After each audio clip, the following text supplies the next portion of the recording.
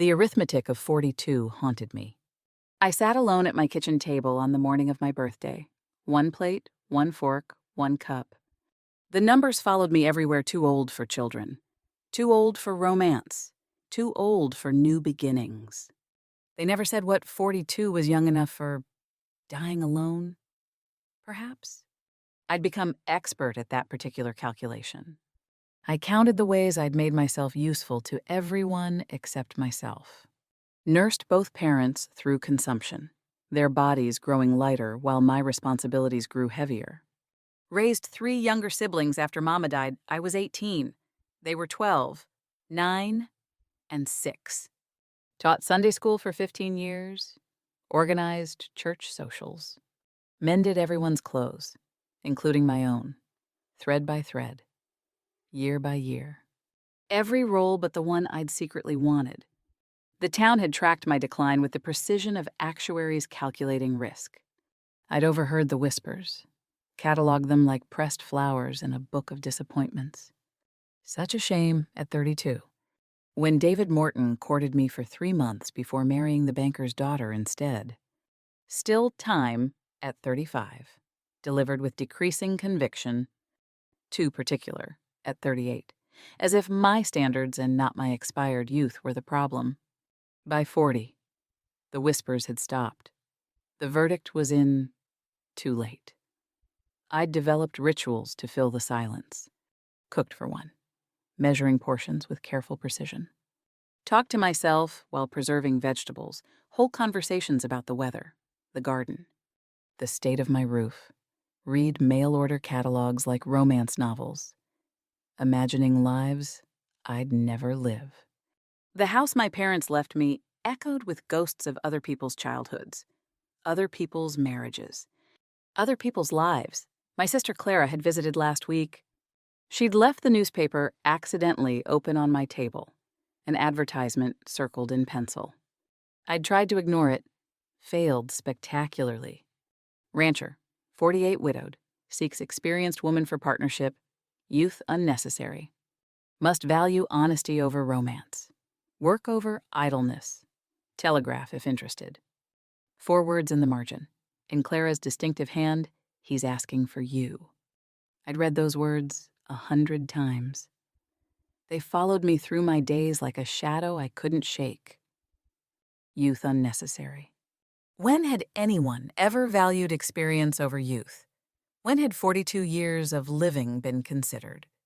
Qualification instead of failure. Late that night.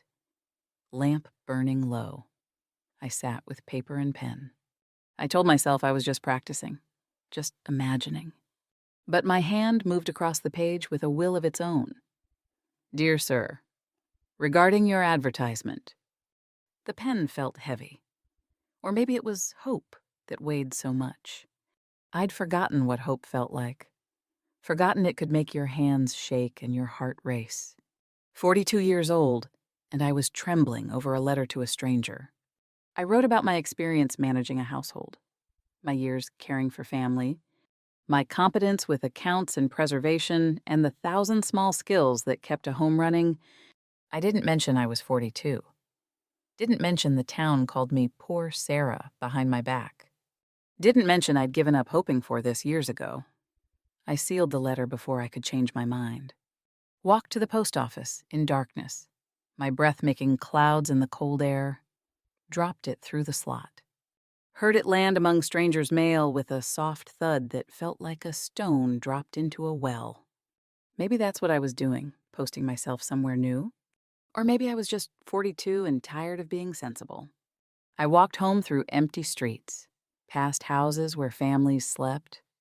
One plate, I thought. One chair at the table. One woman who'd run out of reasons why not. 3 weeks of telegrams changed everything.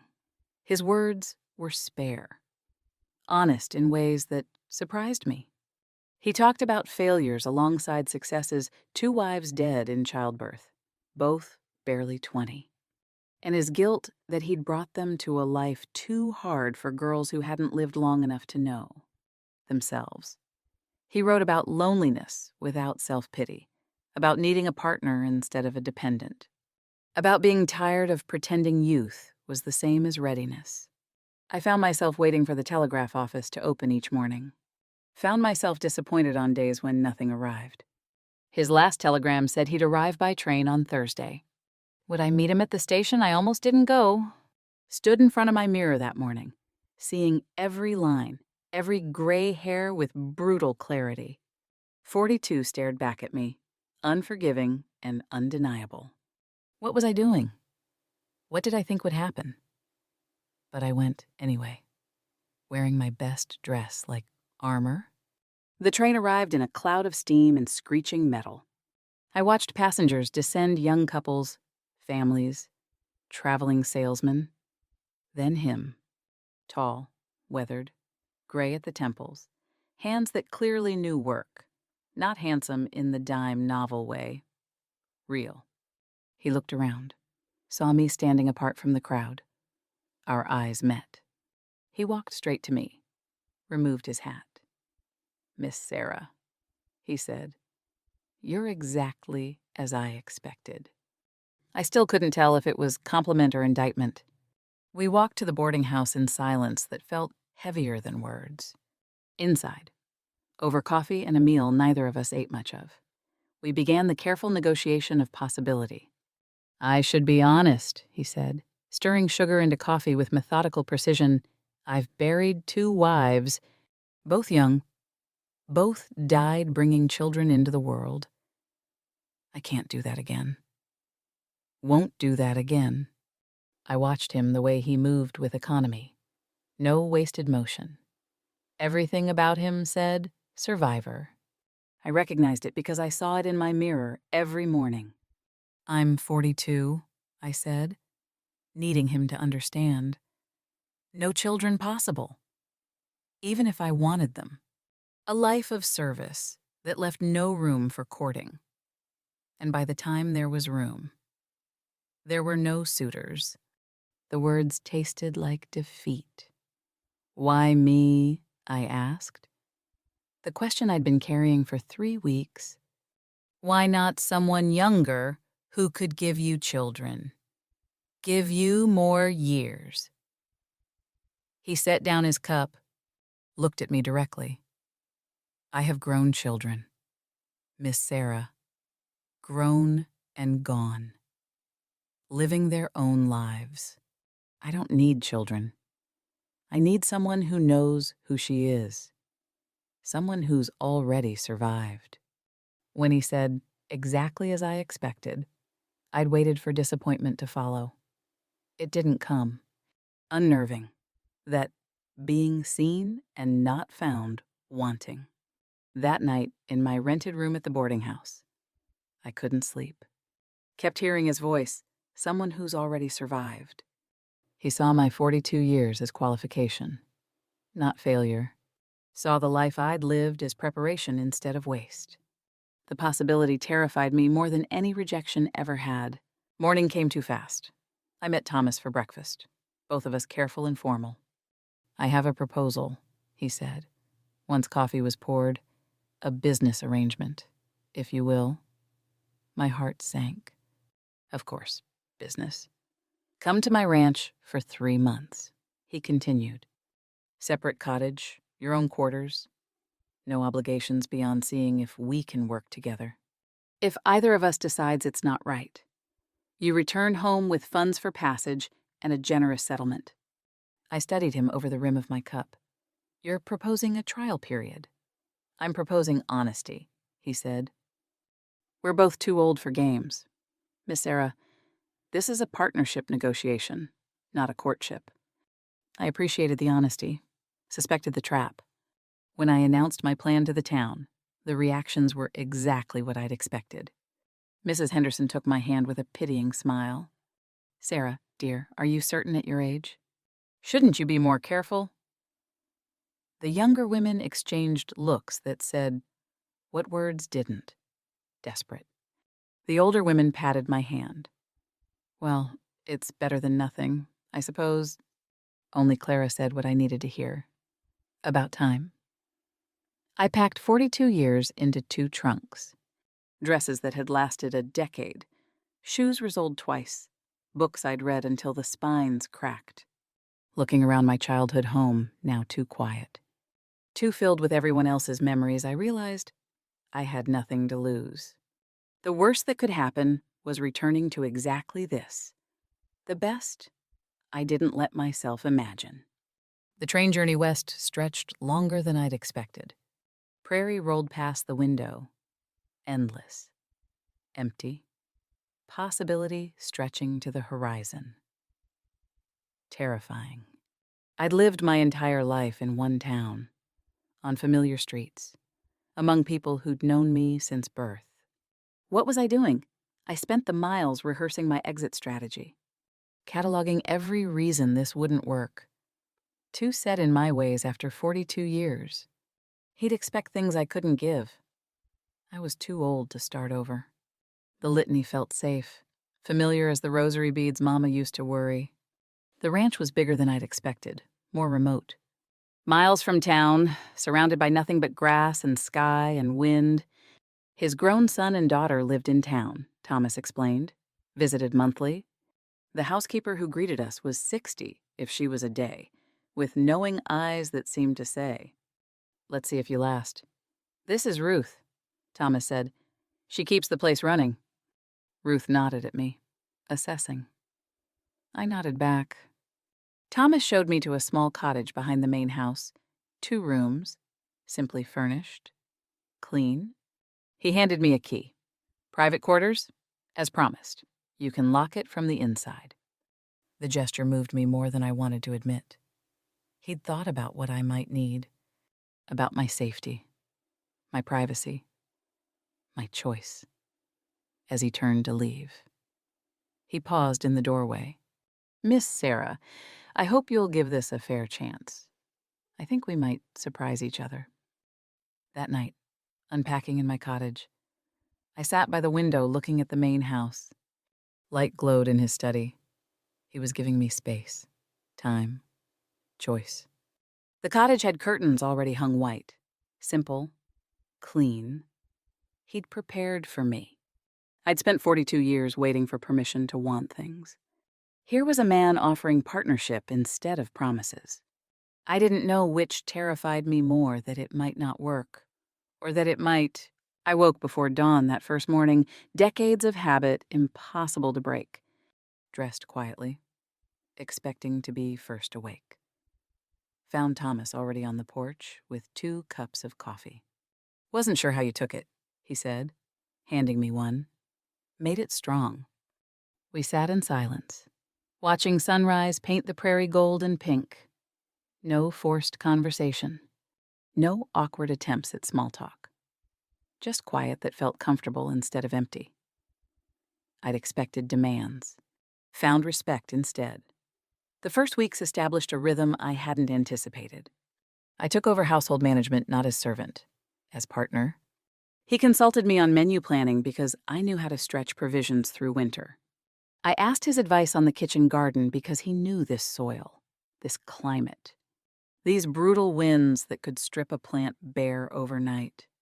Small collaborations that felt natural, dangerous in their ease. I noticed things. Couldn't help it. 42 years of watching people had made me observant.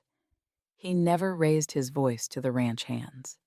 When they made mistakes, and they did, young men testing boundaries he taught instead of punished. He remembered I didn't like onions in my stew. Told Ruth without making it a production. When I mentioned missing my piano, casually, not expecting anything, he arranged to have one freighted in. "For the house," he said, as if it were practical instead of kind. I watched him with his horses gentle, patient, respectful of their fear. Watched him mend fence with the same careful attention he brought to everything. Watched him reading in the evenings, glasses perched on his nose, completely absorbed. I wondered when I'd started counting his footsteps in the morning. When had his silence become familiar? When had I begun to miss it? When he was gone. 6 weeks in. We visited town for supplies. The moment we walked into the general store, I felt the weight of judgment. The shopkeeper's wife looked me over, counting my age in glances, tallying my worth in the downturned corners of her mouth. Too old for children. Too old for passion. Probably too old for happiness. I bought flour with my chin lifted, refusing shame. Dinner that evening with his children was more complicated. Clara, his daughter, was coolly polite, watching me with eyes that assessed whether I was after her father's money. His son Robert was friendlier, but skeptical, making conversation that felt like an interview. I understood. I'd been a protective daughter once. After dinner, I excused myself to get more coffee. Stood in the hallway, not quite eavesdropping, not quite leaving. Father, she's perfectly pleasant, Clara said, voice carrying through the doorway. But she's middle-aged. Surely you could find someone more suitable. I held my breath, waiting. Clara, Thomas said, patient and firm. I'm middle-aged. We're suited just fine. Something shifted in my chest.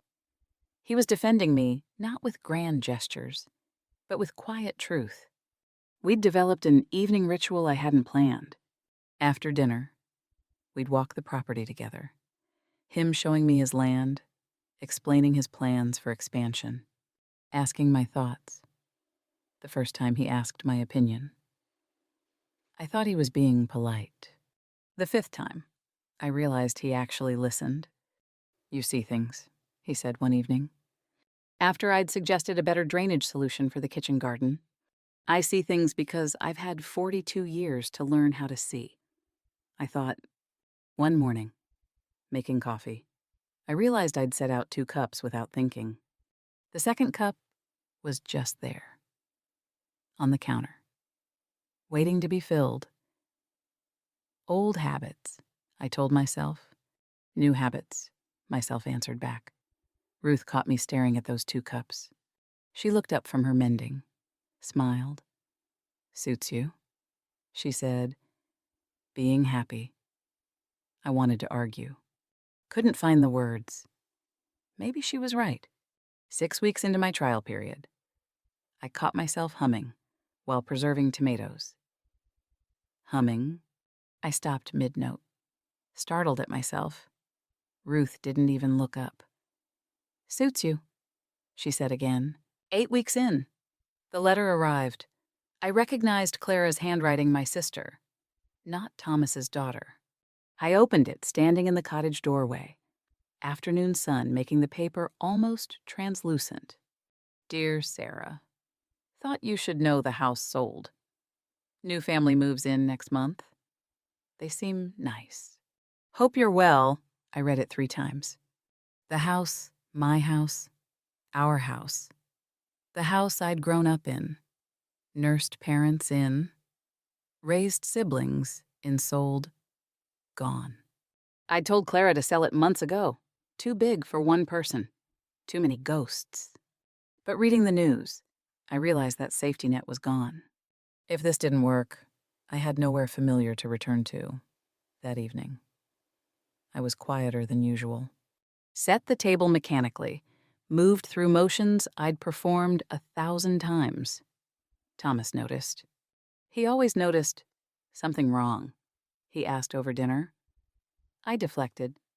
Just tired. He didn't push, just waited, patient as he was with skittish horses.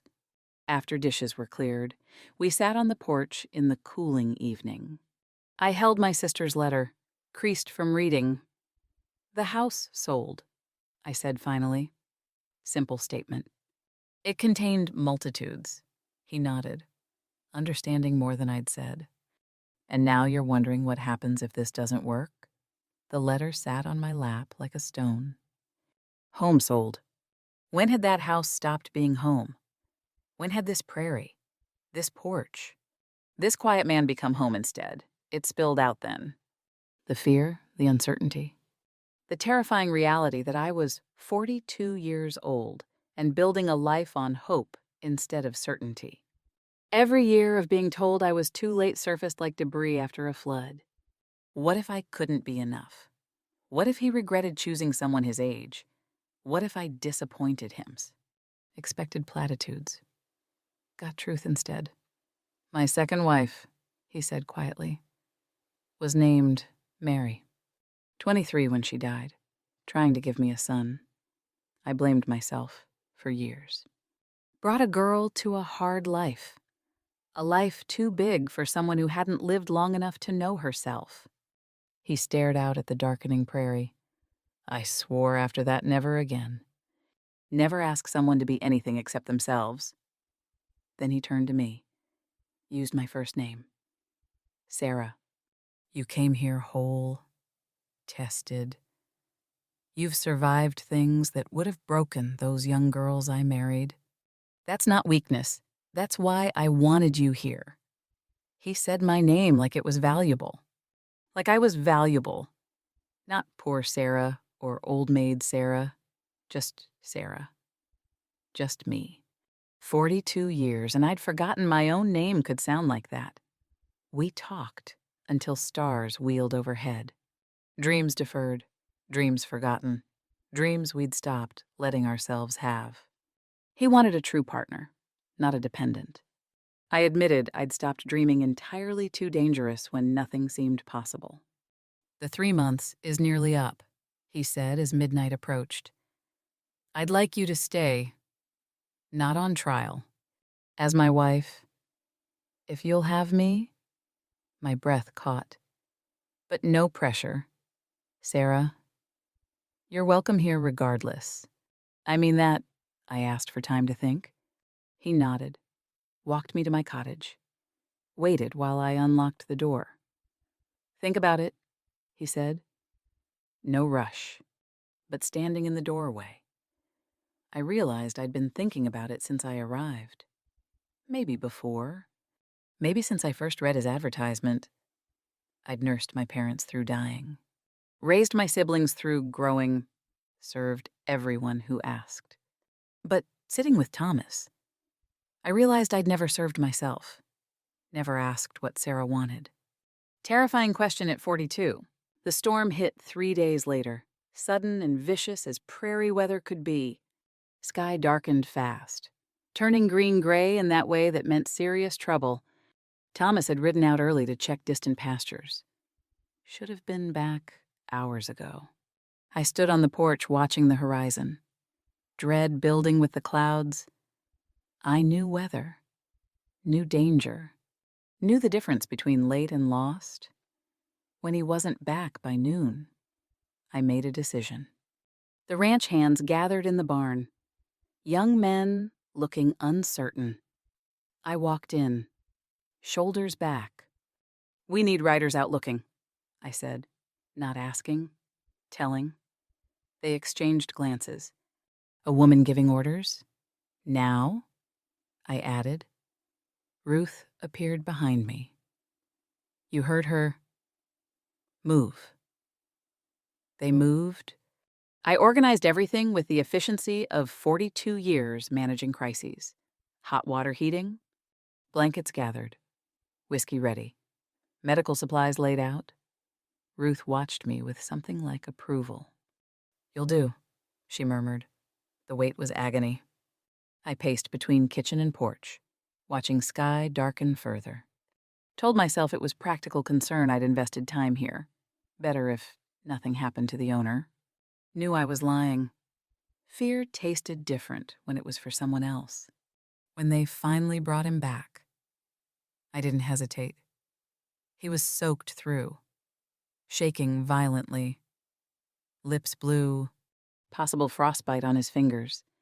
I took charge like I'd been doing it my whole life. Stripped him of wet clothes without embarrassment. I'd nursed dying parents. This was nothing. Wrapped him in blankets, checked his extremities with practiced efficiency. 42 years of tending the sick. Finally useful for someone I chose. The fever came that night. I stayed beside his bed, monitoring breathing, checking for pneumonia signs, cooling fever with damp cloths. Ruth tried to relieve me. I refused. I've got him, I said. Meant it in ways I didn't want to examine. Second night, the fever peaked. He was delirious, calling out. I braced myself for other names: his first wife, his second. But he called for me. Sarah, he said, voice rough. Sarah, where? I'm here. I took his hand, something cracking open in my chest. I'm right here. When they brought him in, shaking and blue, something primitive had risen in me. Mine. It said, mine to protect. I didn't know I could feel that at 42. Didn't know I could feel that at all. His children arrived on the third day. Clara and Robert, bursting in, panicked. Found me managing everything calm, competent, clearly belonging. I watched Clara watch her father. Saw her see how he looked at me, even through fever. Saw her see how I touched his forehead with tenderness, wrapped in clinical assessment. Later, in the kitchen while I made broth, Clara spoke quietly. I'm sorry, she said. I was protecting him. Didn't realize he needed protecting from loneliness. Not you. I handed her the bowl.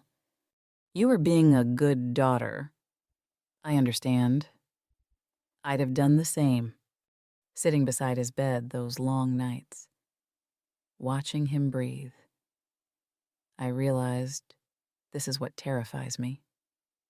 Not being alone, being together, and losing it. But maybe 42 is old enough to know love without risk isn't love. It's safety. And I'd been safe long enough. When the fever broke on the third morning, he opened his eyes, focused on my face. You stayed, he said, voice wrecked. Of course I stayed.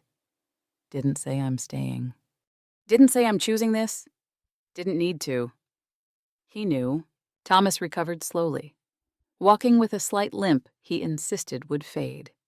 1 week remained until the 3-month deadline. He'd asked me to marry him. Everything in me wanted to say yes. Everything in me whispered too late, too old, too much to hope for. Late one night, I found myself at midnight with my trunk open, clothes folded halfway inside. I didn't remember deciding to pack. My hands were just moving, following old patterns of retreat. Safety in leaving before being left. I made lists in my head. All the reasons this wouldn't work. Too set in my ways after 42 years. He might regret choosing someone his age. What if I couldn't be enough? What if he woke up one day and wished for someone younger? Someone who could give him more years. The litany was familiar. Comfortable as a stone wall I'd built brick by brick, Ruth appeared in my doorway. I hadn't heard her approach. She looked at the half-packed trunk, sat down, uninvited, on my bed. I've worked for Mr. Thomas 20 years, she said. Watched 2 young girls try to fit into a life too big for them. She paused. Watching me? You know what I see with you. Someone who fits. Stop packing. What if I'm not enough? The words came out broken. 42 years of being told I was too old, too plain, too late, all of it surfacing. What if he wakes up one day and wishes he'd chosen someone younger? Ruth's response was sharp. Enough for who him child. He chose you knowing exactly who you are. Or enough for you. Because that's the real question. Isn't it? The words landed like stones in still water, rippling outward. She left me alone. I sat with that question through the dark hours. I'd spent 42 years being enough for everyone else. Perfect daughter who nursed parents through dying. Substitute mother who raised siblings through growing. Community servant who said yes to everyone. When did I stop being enough for myself? When did I decide my own happiness? Didn't matter. Ruth asked, enough for who? And I didn't have an answer. Because deep down, I knew Thomas wasn't the problem. He'd already chosen me. The question was, Would I choose me? Would I decide that 42-year-old Sarah deserved happiness? Mother died at 38. Never got to be 42. I was living years she didn't have. What was I doing with them? Playing it safe, being sensible, or actually living? Dawn came slowly, painting the sky gold and pink. I looked at the half-packed trunk, looked at the cottage that had become home, looked at the main house where Thomas was probably making coffee, probably setting out 2 cups, probably waiting without pressure for my answer. I began unpacking. Each item was a choice. This dress keeping it here, these books staying, this shawl home. I'd spent 42 years waiting for permission to want things. Permission from the town, from society. From everyone except the one person whose permission mattered mine. At midnight, packing by lamplight, I'd realized I was the one withholding permission. I was the one saying I was too late. I closed the empty trunk, pushed it under the bed, washed my face, put on my best dress, the blue one he'd said matched my eyes, looked in the mirror at 42 years looking back. You're enough. I told my reflection, first time I'd said it, first time I'd meant it. Time to tell Thomas? Yes. I found Thomas in the barn at sunrise. The day the 3-month trial ended, I didn't wait for him to ask. Walked straight to him, boots crunching on hay. Yes, I said. He turned, saw my face, set down the bridle he'd been mending. Sarah. Yes? I'll marry you, I said. Needing him to understand, not because I'm afraid to be alone, not because I've run out of options, because I choose this. Choose you. Choose us. I stepped closer. I'm 42 years old. Thomas, I've never been more sure of anything in my life. He looked at me like I was precious. You're sure? I'm sure. Took me 42 years to know what I wanted. Now I know. He smiled then. A full smile I'd rarely seen. Pulled me into his arms, held me like he'd been waiting for permission to. We told his children first. Robert grinned, shook Thomas's hand, pulled me into a hug that lifted me off my feet. Clara took my hands, eyes bright. I wanted someone young for father, she said. Someone who could give him more years. I didn't realize he didn't want more years. He wanted better years. With you, he laughs again. News spread through town fast as wildfire. Reactions were predictable. Some pity, poor thing, settling. Some judgment, at her age, unseemly. But some, the older women who'd lived long enough to know better, offered genuine happiness. Mrs. Henderson surprised me. About time someone showed these young girls it's never too late. We planned a small ceremony. Clara and Robert insisted on hosting. I chose a blue dress, not white. That ship had sailed 20 years ago. I was done pretending to be something I wasn't, done apologizing for being 42. The day before the wedding, Thomas gave me a deed, the ranch in both our names. Partnership means equal stake. He said, I nearly cried. Not at the property. At the respect, wedding day morning, I dressed alone in my cottage, looked in the mirror. Every line, every gray hair evidence of 42 years lived, earned. I was ready. More than ready. The church was small, the guest list modest. I walked down the aisle alone. I'd given away others my whole life. Would give myself now. Heard whispers. Didn't care. Eyes on Thomas at the altar, looking at me like I was exactly right. We exchanged traditional vows. Then I added my own. I promised to bring everything I am 42 years of living, learning, loving, losing to this marriage. All of it. Nothing held back. Thomas's addition made my eyes sting. I promise to value every year you've lived, every lesson you've learned. You're not too late. Sarah, you're exactly on time. Walking down that aisle, I wasn't thinking about what I'd missed. I was thinking about what I'd found. Not despite being 42. Because of it. His vows, exactly on time, made me realize there is no too late. There's only when you're ready. And ready can come at any age. The kiss was simple, honest. The congregation applauded. I turned, saw Clara crying happy tears, Robert grinning, Ruth nodding approval. Saw the older women smiling, younger women watching thoughtfully. I'd just rewritten the rules.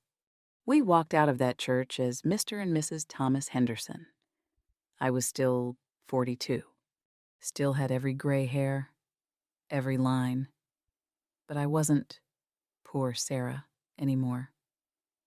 I wasn't the old maid. I was Sarah Henderson, wife, partner, woman who chose happiness at exactly the right time. Her time, 1 year later. I sat on our porch watching sunset paint the sky. First anniversary approaching. I reflected on the year not perfect, but real. We'd had disagreements about money, about his children, about whether to expand the ranch. We'd had adjustments, learning each other's rhythms, figuring out how two people used to living alone could live together. But underneath everything, partnership that worked, because both people knew themselves. I managed household and accounts. He managed land and livestock. But there was overlap. He helped with preservation, knew which herbs I preferred. I rode out to check fences, knew which pastures needed rotation, true sharing, not division of labor. Clara and Robert visited often, bringing the grandchildren. The children called me Grandma Sarah without prompting, naturally. I hadn't given Thomas children, but I was part of the family that existed. Clara told me once, "You're not replacing their grandmother. You're being you." That's enough. Younger women had started seeking me out.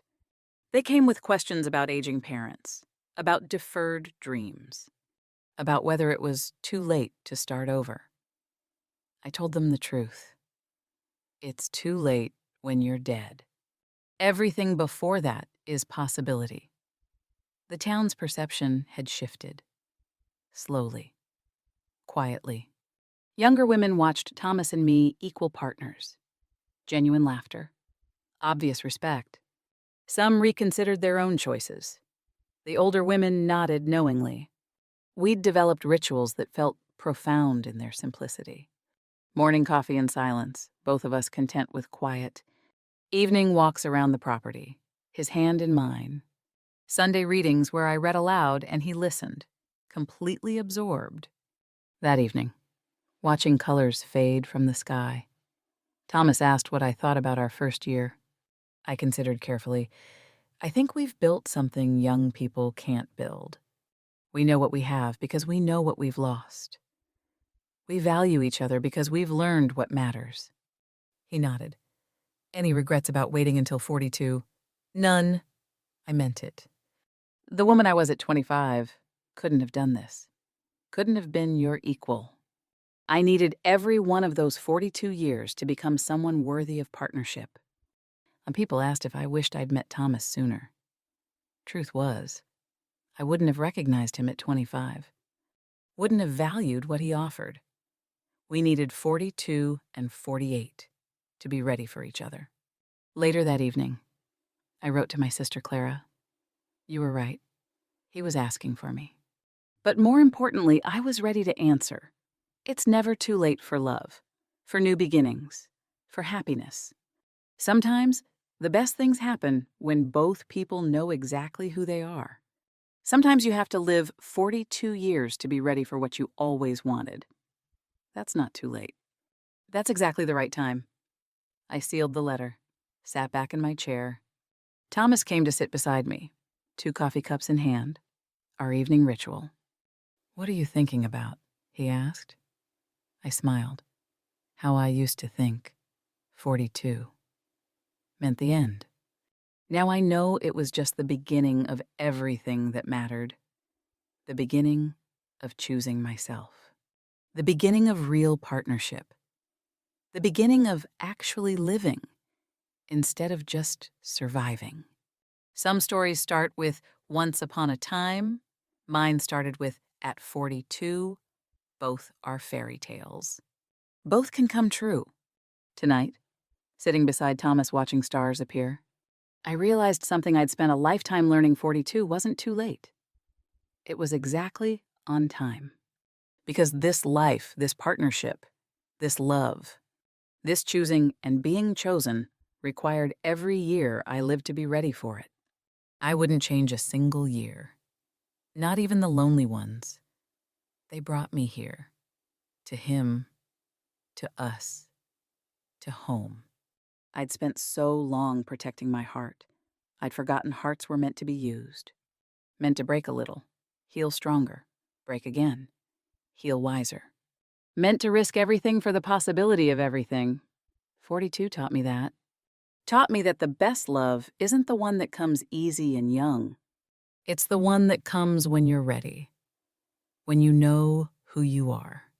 When you can stand equal with someone else who knows themselves too. We sat in comfortable silence, Thomas and I watching stars emerge one by one. Two people who'd lived full lives before finding each other. Building something better than either could have built alone. Not too late. Exactly on time.